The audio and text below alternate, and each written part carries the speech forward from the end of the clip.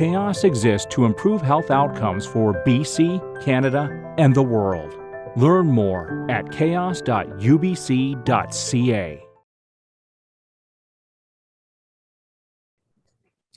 So hi, welcome to the Work in Progress seminar. I'm Ehsan Karim, one of the chaos scientists introducing the speaker.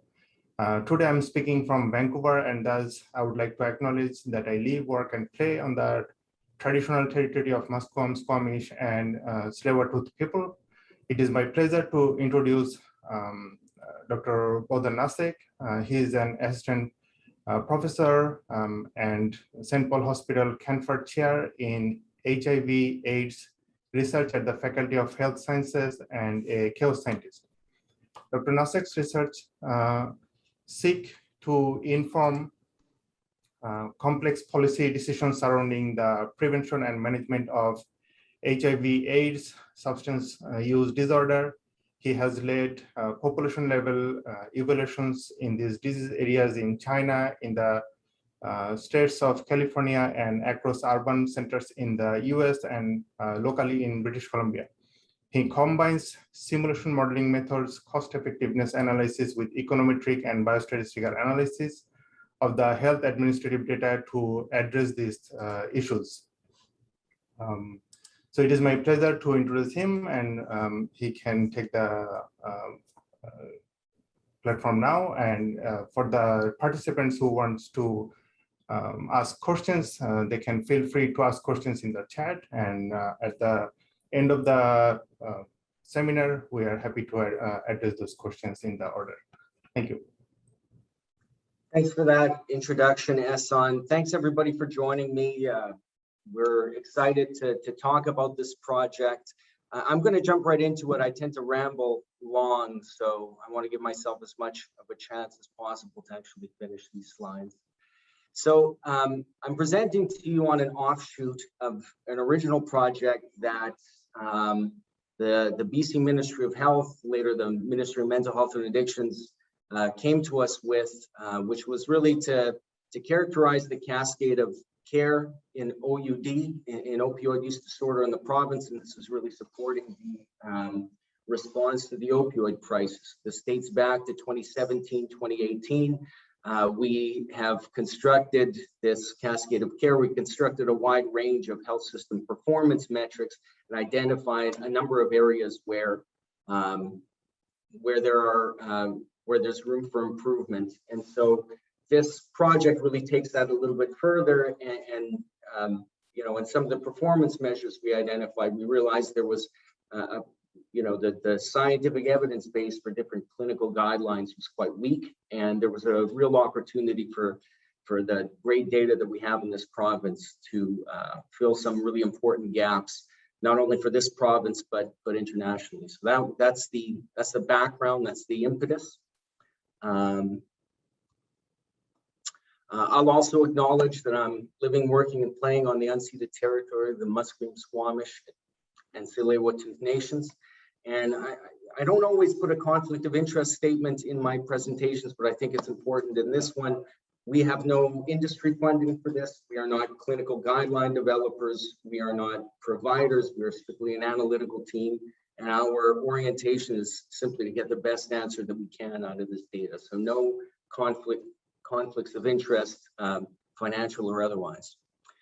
We haven't been on site. I'm new to chaos, and our team hasn't been on site. I thought I'd take a moment to introduce us. These are our faces. We have like a half team photo there in the top right. Half of us were engaged in a project that for which we did this photo shoot. I really like it because it's got Zhang Min as sort of the matriarch in the photo. It's a nice photo. So this is us. Maybe someday we'll meet in person. So again, this project is motivated by the rapid increase in overdose deaths that we've seen in this province, starting with the introduction of fentanyl in the illicit drug market. You can see things starting to creep up in 2014. 2019 was a good year.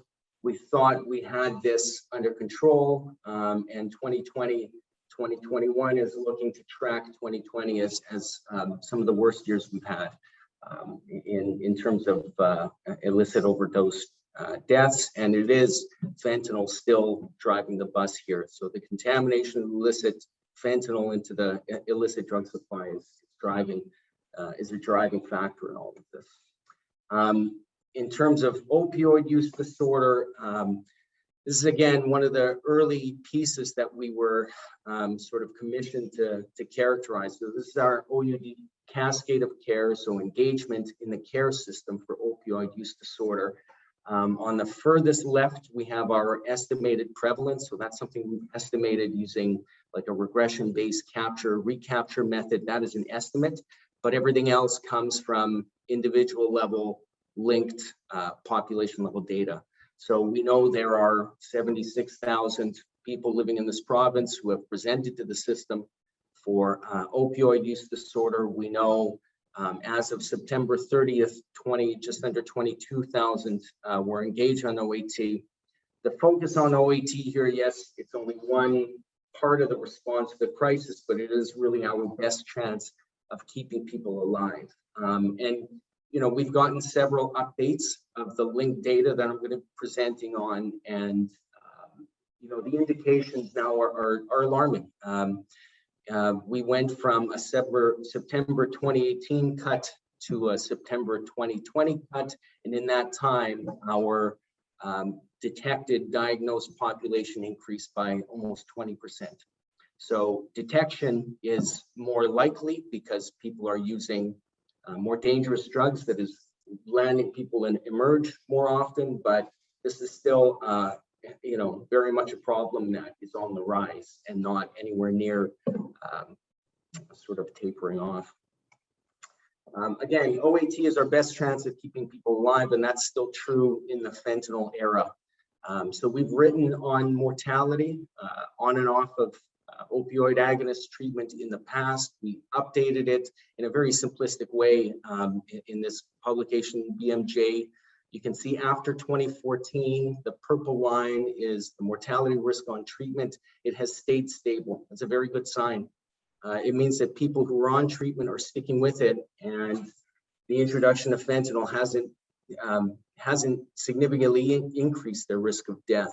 You can see that yellow line, though, that has really increased. The risk of death off treatment has really increased.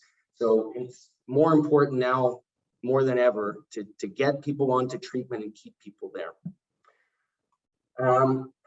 You know, one of the pieces that I always emphasize when I present this data is that the risk of death to people on OAT is extremely high immediately after dropping out. So there's another reason to really emphasize trying to keep people in those first week, 2 weeks, 3 weeks. You see those are standardized mortality ratios going up to 83. So 83, so people are 83 times more likely than the general population to die in those first couple of weeks after they drop out of OAT. So really strong need, strong impetus to maximize engagement, maximize retention. That's sort of one of the key features here underlying all of this. Unfortunately, retention is on a steep decline in this province. So it's been declining for 12 years. That is being driven by 3 different factors, I think. And the lines here are all based, are all different definitions of what you would consider discontinuation. When I did this work 10, 15 years ago, I used a 30-day gap period because, you know, at the time we didn't have hospitalization data. We thought maybe, you know, a long hospital stay, because we don't have dispensation data in that stretch, maybe that causes discontinuation. We've reconsidered that. You can look at it with different definitions. It's the same story. It's a steep decline. So we think there are 3 things driving that. First, illicit fentanyl hitting the streets, people transitioning from heroin to fentanyl use. It's a much more potent opioid. And, you know, the medications that we've been using, the doses that we've been prescribing are not sufficient. They're not eliminating withdrawal symptoms anymore, and people are dropping out. That's one. A second is we have new medications that we've introduced. So buprenorphine naloxone has, you know, in this 12-year stretch has become more and more prominent. We know that retention on buprenorphine naloxone is not as good as methadone. So that's the second factor. Third is that, in this time, we've also expanded access a lot to treatment. So there are 75% more people accessing treatment at any given time now than there were 10, 15 years ago. So, in a way, we're reaching more clients, we're reaching, through lower threshold means, and maybe these clients were less likely to stay engaged in the first place. So complex story, but the bottom line is outcomes are getting worse. The evidence base for the clinical management of OUD. So what happens in OAT? How do you start? At what rate do you titrate? Where do you stabilize? There's not a lot of concordance in the guidelines. If you compare BC to different American guidelines, they're often saying different things. And really the evidence base is quite weak. And I say that relative to, the other world that we live in is in HIV, and you look at the IAS USA guidelines in HIV, and there are literally billions of dollars invested in the science going into those guidelines. It's just nowhere near that in opioid use disorder. So there's a real need for this. This isn't a slight, it's, this is just work that needs to get done here. So our objectives, so this is coming out of an NIH grant. This is what we pitched. We want to determine the comparative effectiveness of competing forms of OAT overall and for key populations, and that's first, second, third line treatments. We wanted to strengthen the evidence base for the clinical management of OUD, so all of the minutiae in managing a person with OUD. And then we want to quantify the impact of integrated care for people with OUD with multiple concurrent disorders. One of the things we found in our past work is that OAT is a life stabilizer. And what that means for people with concurrent disorders, which is the majority of the population, it often stabilizes them well enough that it will improve retention in other life-saving drugs. So we showed that for antiretroviral adherence for people with concurrent HIV, and it was a really strong effect. And the results that we generated were rated level 2A and cited in the IAS USA guidelines. And that's one of our biggest successes, one of the things that I wanted to replicate with this project. And so that really is our singular goal there. We are trying to produce level 2A quality evidence to be cited in clinical guidelines in BC and international. That is the singular goal here. We developed a schematic for all the different types of questions that we're trying to answer with this data. So again, managing a person on OAT, there are a lot of rules. It's not maybe as simple as other diseases. You really have to monitor the dose carefully, start low, titrate up quickly, reach a maintenance dose that eliminates withdrawal symptoms. There are rules on reversion when people drop out temporarily. There are rules on carries, how long people can get take-home doses. There's ongoing urine drug screening.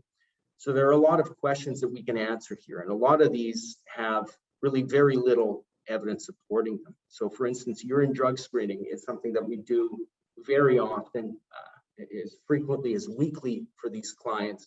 We spend tens of millions of dollars on it, and there's never been any evidence supporting that it's doing any good, actually. And it may be doing some harm, right? If you speak to people with lived experience, this is like, something that they feel is a limiting factor for them.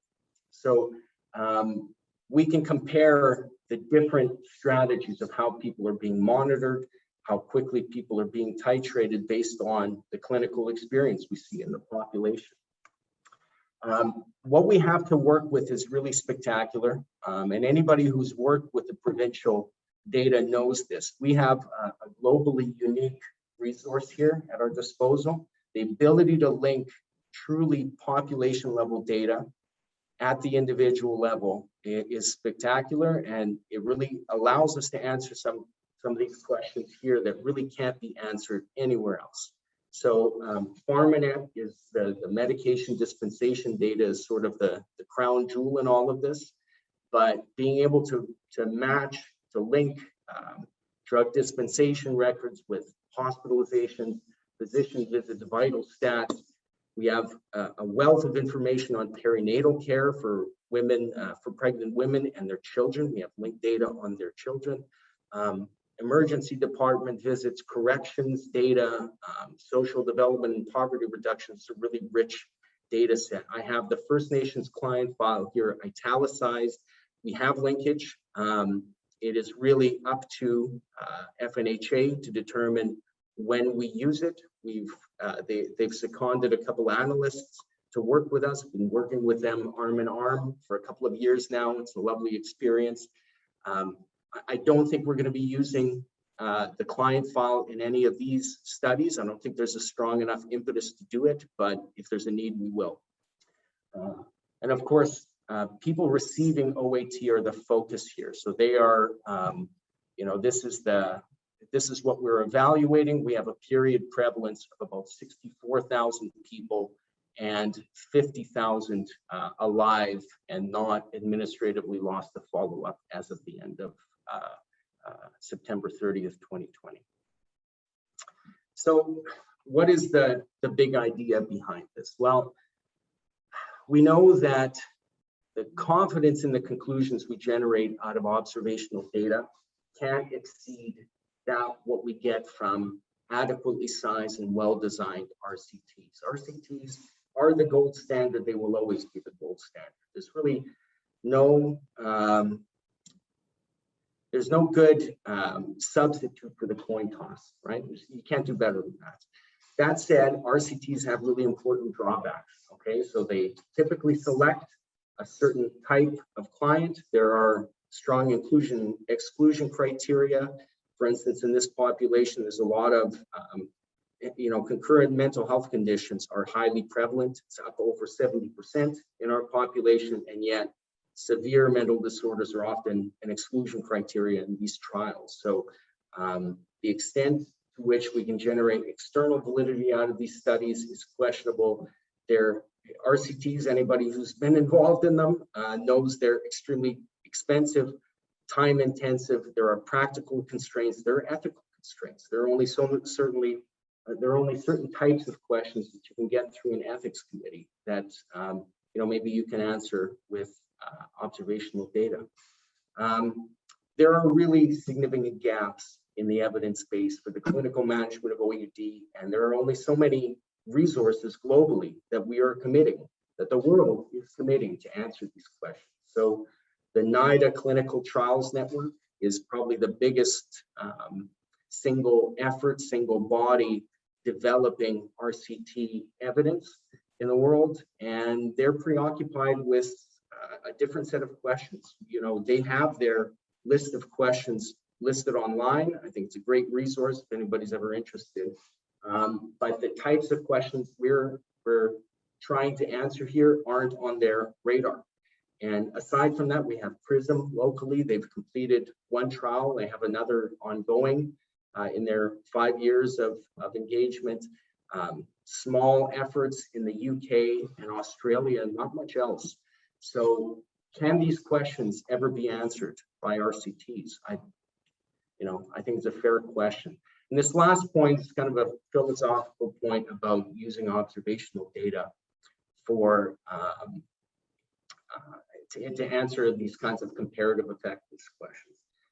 We are not in a world where we can apply deductive logic, okay? So inference is not deductive, right? It's always an inductive process. But can we build in elements of logical deduction by ruling out incorrect results due to model misspecification and unknown confounding, right? So that is sort of the underlying principle that we're trying to impose on everything that we do in this project. How am I doing for time? Ooh, not so great. Okay, I'll try and hurry it up. So the counterfactual framework is another sort of fundamental piece that we're pivoting off of here. Anybody who's studied it through economics or through epidemiology, you'll see the world is converging on these principles. So exchangeability or conditional exchangeability is what we're trying to achieve. Positivity is something that we can see in our data. We don't want, for instance, all males to be compared to all females. That's something that we can check. And consistency in this case, we're more concerned about consistency with public health interventions, behavioral interventions, the active ingredients in the sort of in what's being compared in this study, medication, dosage, other clinical factors. We can measure those very well. So I feel like positivity, consistency, we're in a good place.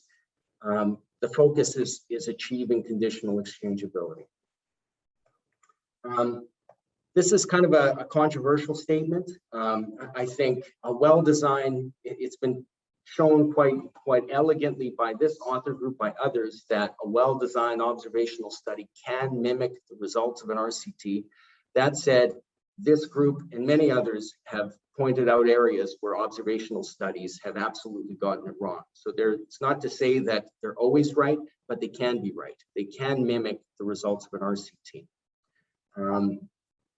This is sort of our guiding paper, our guiding principle. This is very much based on the work that Miguel Hernan and James Robbins, I would say the two leading epidemiologists in the world, they're very much rewriting the analytical playbook in our field. We are using this idea, this methodology, which is really nicely articulated in this paper that I've photographed here. It's really a philosophical idea of how to go about designing your analysis. Start with an ideal trial design, build off of a trial that is already out there and try and emulate it with population-based data, okay? So this is a really elegant way of laying things out analytically. It's consistent with counterfactual theory. There are limitations. We can only emulate pragmatic trials. We can't emulate trials with blind assignment, okay? There are, of course, other limitations to doing this, but those are the two big ones.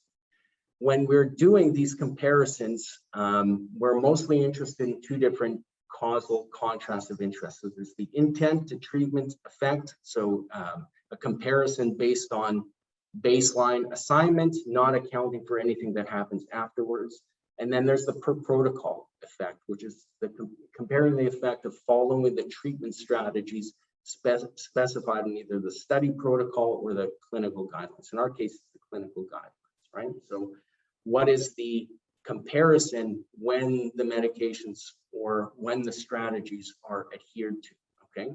And in some cases, both are going to be of interest to us. So when we're comparing methadone versus buprenorphine naloxone as a first-line treatment, we want to know comparative effectiveness both overall and when it's delivered according to best practice guidelines. Okay.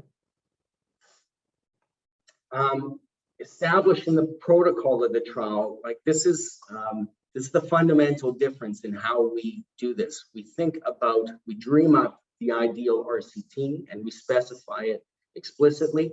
And then we see the extent to which we can emulate those conditions within our data. So it's about defining treatment strategies, what is available in the data, defining time zero, and defining our outcomes, right? Of course, any kind of eligibility criteria we impose here can only be done at baseline, just as it would in an RCT.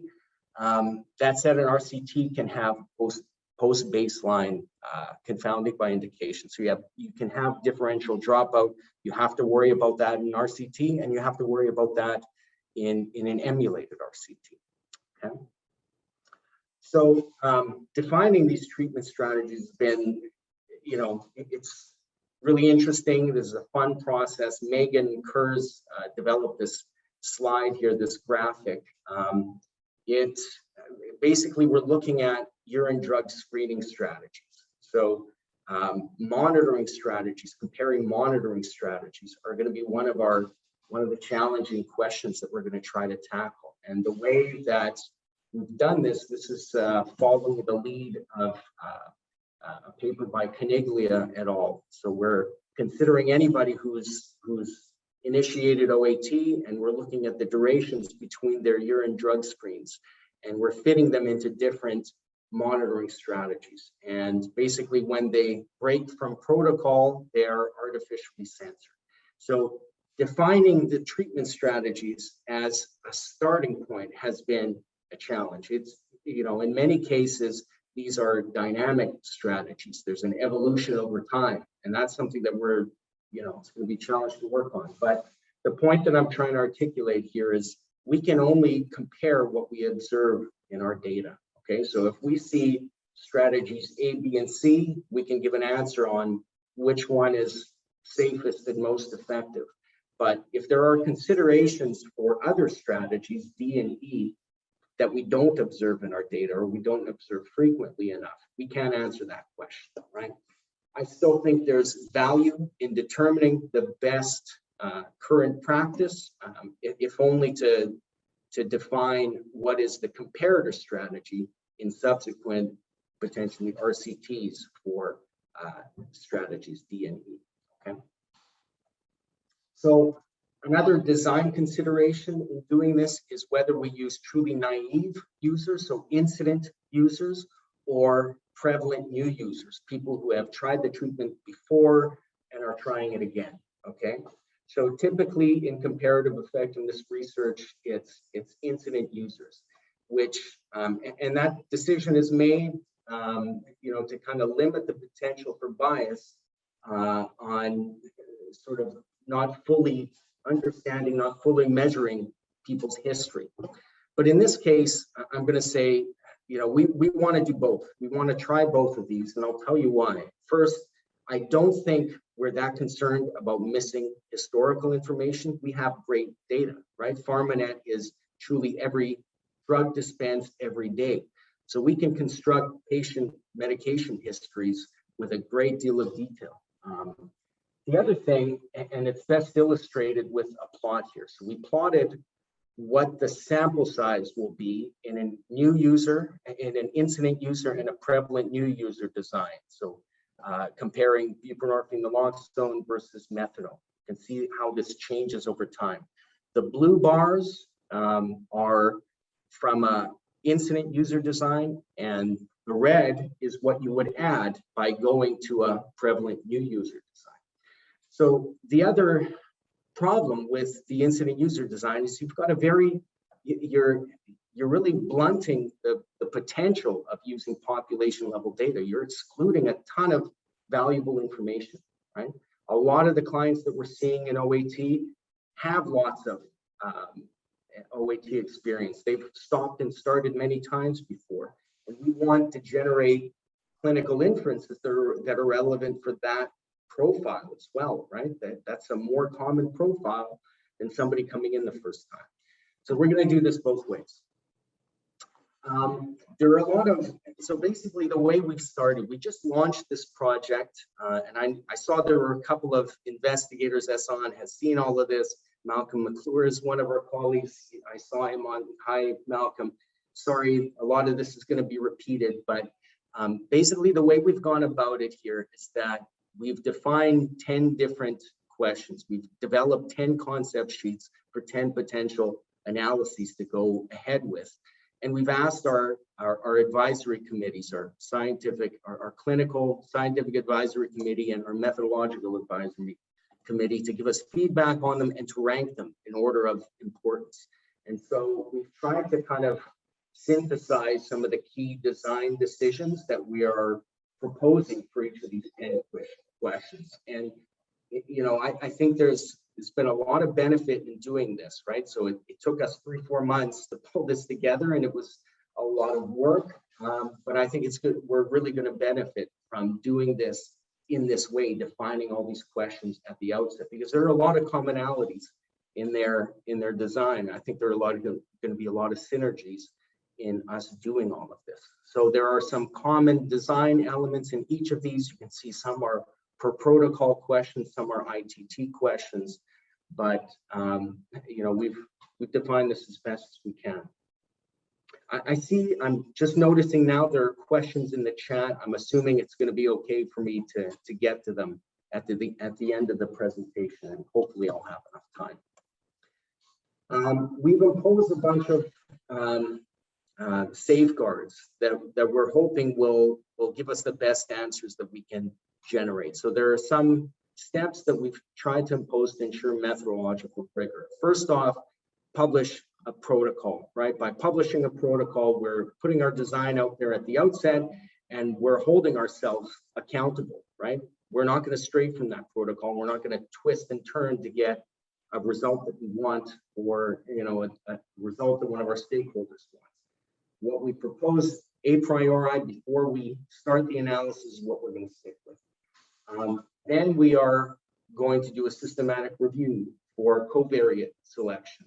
In fact, we've already done that for OAT discontinuation, mortality are two key outcomes. Then we'll define at least two analytical strategies to estimate the causal relationship. So two different modeling strategies. That's another key design element. We want to execute a systematic approach to sensitivity analysis.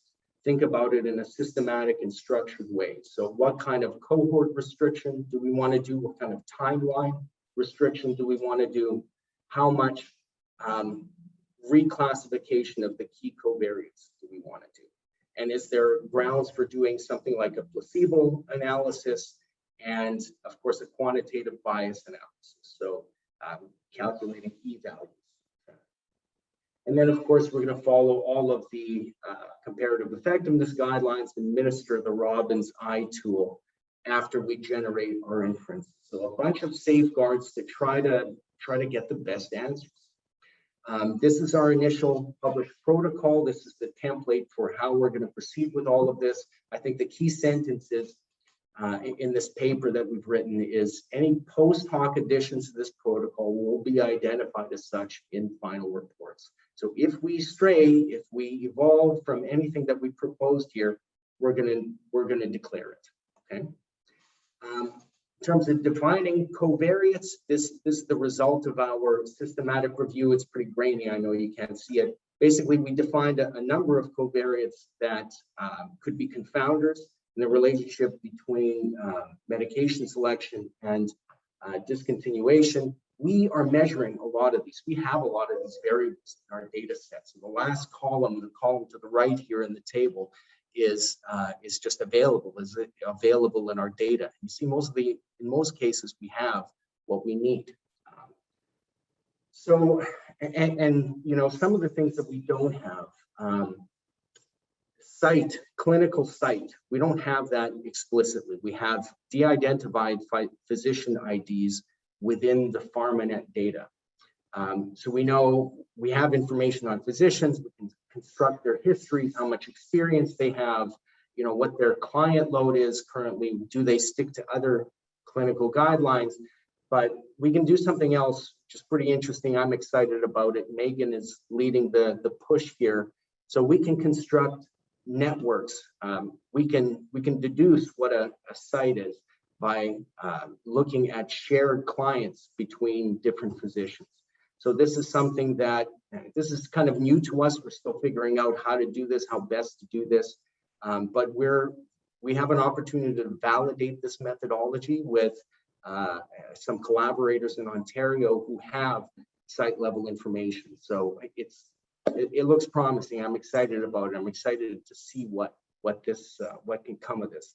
And it just produces cool graphics, and everybody likes cool graphics. So our ITT methods are pretty simple. Like our methods, statistical methods in general, fall into a couple of bins. Okay, so in ITT, you're basically dealing with either a propensity score method or an instrumental variable method. And the choice between those two is a question of whether you observe the selection mechanism or you don't. Okay, and we don't know that answer. We can't, that's not a testable hypothesis. So I think it's quite logical to try both. And if we get the same answer from both methodologies, we're less concerned about that selection mechanism. In propensity score matching, there are sort of standard investigator-selected covariate methods. Those are the ones you all know about. You've used them before. They don't perform any better than standard covariate selection regression, but we're going to try it anyway. There are also some exciting different methods that you can use, some of which are really spearheaded and pushed forward by our colleague Ehsan. So we're really glad to have him on board. So high dimensional propensity scores, taking advantage of whatever additional data that we have in our data set, and HDPS with machine learning methods. And I'll tell you, I was just talking over some of our early results using these methods. It's pretty interesting. I think we're going to find some really interesting contrast between the different methods. Doubly robust methods are another option for constructing propensity score matches. IV is the other option here. IVs come out of the econometrics world. In general, epidemiologists don't like them. They don't believe in them. There are some people who are at least giving them the light of day. And you can see Hernan's name there. I think there are conditions for testing whether they're good. We're working with colleagues from SFU to help us do this. I think it's an interesting methodology, and it's an open question as to what is more applicable. But the bottom line is we're looking for concordance. If we find concordance in results, then we're a lot more confident in what we're expressing. And we already know, by the way, we kind of have started down this path already. We published this paper on determinants of medication selection. And we found that provider characteristics measured and unmeasured were far more informative and influential in the medication selection decision than individual characteristics. We know it matters. Are there good instruments? Should prescriber characteristics, prescriber preferences, should they be instruments or should they be regressors? That's an open question. That's something that we're looking to answer. For per protocol methods, really we're in the G estimation world, okay? So G methods, which include marginal structural models, parametric G formula, and G estimation of structural nested models, is really designed to accommodate time-varying confounding. So confounding by indication, selection bias that propagates over time, okay? So that's kind of displayed here. So exposure impacts outcome between time t and t+1, and then outcome, I don't know if you can still see my cursor, outcome impacts exposure between t+1 to t+2. So that's really what we're concerned about, adjusting for that time varying confounding. The difference between, so this figure is from a marginal structural modeling approach that we've applied before. The difference between MSMs and G estimation, true G estimation methods, is the need to evaluate an interaction. So it's not just medication, it's medication at a certain dose. Okay, so that's really to capture that per protocol effect. And in the figure below here, we know dosage matters. At least in the methadone versus buprenorphine comparison, people have not been dosing adequately on buprenorphine, at least as of the 2017 cut. So we know this matters, and we know it's going to be an important consideration in our analysis.